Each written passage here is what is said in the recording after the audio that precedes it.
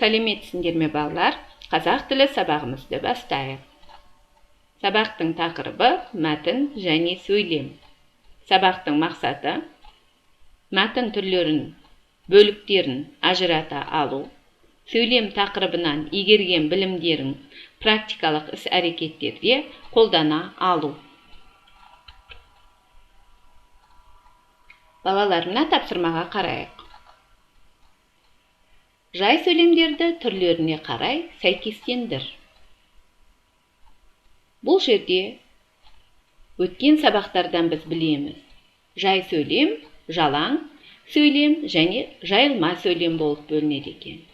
Енді мына берілген сөйлемдердің ішінен қайсысы жалаң сөйлемге жатады, қайсысы жайылма сөйлемге жатады екен. Соны ажыратып, сызбамен сәйкестендіріп көрсетеміз.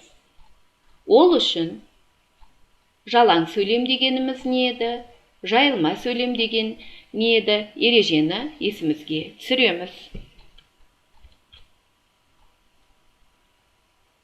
Енді балалар, оқулықтарыңды ала қойыңдар. 95-ші беттегі 5-ші жаттығуға назар аударайық.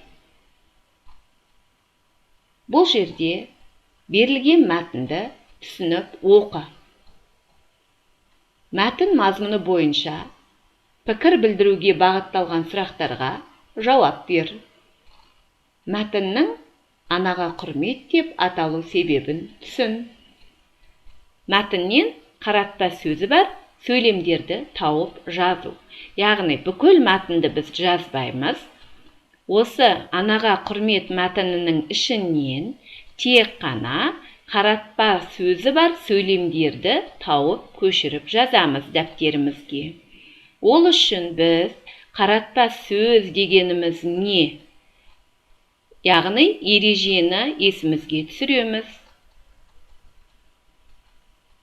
Келесі бұл 6-шы жаттығу.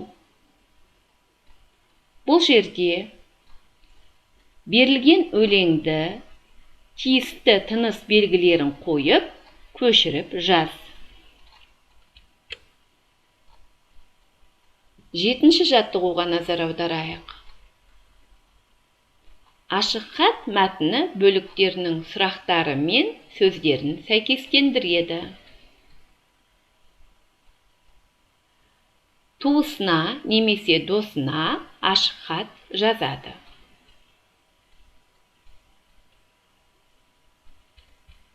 Осымен қазақ тілі сабағы аяқталды.